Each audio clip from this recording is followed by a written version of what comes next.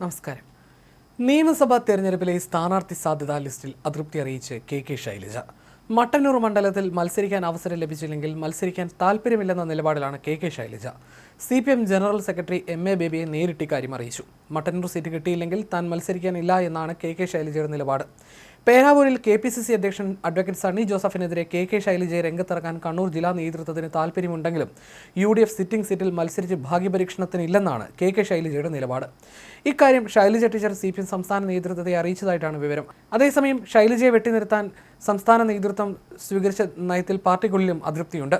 5 വട്ടം മത്സരിച്ചതിനാൽ ഇനി കെ ശൈലജ മത്സരിക്കേണ്ടെന്ന നിലപാടിലാണ് നേതാക്കൾ. മട്ടന്നൂർ അല്ലെങ്കിൽ ശൈലജയെ പേരാവൂരിൽ പരിഗണിക്കാനായിരുന്നു സാധ്യത. എന്നാൽ അവരത് തള്ളിയതോടെ ഈ സാധ്യതയും അടഞ്ഞിരിക്കുകയാണ്. മുഖ്യമന്ത്രി പിണറായി വിജയന്റെ നിലപാടാകും ഇനി നിർണായകം. പിണറായി ഇടപെട്ടാൽ മാത്രമേ ശൈലജയ്ക്ക് മട്ടന്നൂരിൽ മത്സരിക്കാൻ അവസരം കിട്ടൂ. Speaker AN ഷംസീറും അതൃപ്തിയിലാണ്. കടകംപള്ളി സുരേന്ദ്രന് പോലും വീണ്ടും മത്സരിക്കാൻ അവസരം നൽകുന്നു. എന്നിട്ടും തലശ്ശേരിയിൽ നിന്നും തന്നെ ഒഴിവാക്കുന്നുവെന്ന പരാതിയിലാണ് കെ ശൈലജ. കടകംപള്ളി സുരേന്ദ്രൻ അടക്കം മത്സരിക്കാൻ അവസരമുണ്ട്. എന്നിട്ടും ശൈലജയും ഷംസീറിനെയും ഒഴിവാക്കുന്നതാണ് CPMലെ ചർച്ചാ വിഷയം. തളിപ്പറമ്പിൽ N സുകന്യയുടെ പേരിനൊപ്പം പാർട്ടിയിൽ വിയോജിപ്പ് ഉയർന്നിട്ടുണ്ട്. സുകന്യയെ വെട്ടാനാണ് പ്രാദേശിക നേതൃത്വത്തിന്റെ തീരുമാനം.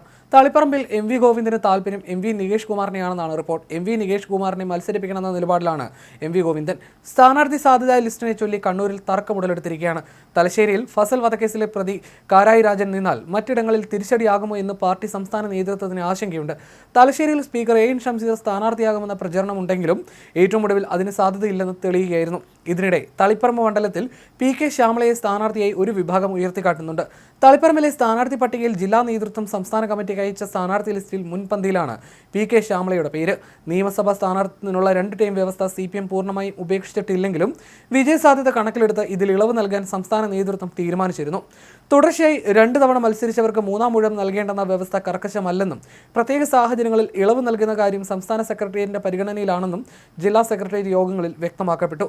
സിറ്റിംഗ് MLA മാറ്റിയാലും മണ്ഡലം നിലനിർത്താൻ കഴിയുമെങ്കിൽ പകരക്കാരെ നിർദ്ദേശിക്കാം. എന്നാൽ സിറ്റിംഗ് MLA അനിവാര്യമാണെന്ന് കണ്ടാൽ അവർക്ക് ഇളവ് നൽകി വീണ്ടും മത്സരിപ്പിക്കാനാണ് പാർട്ടി തീരുമാനം.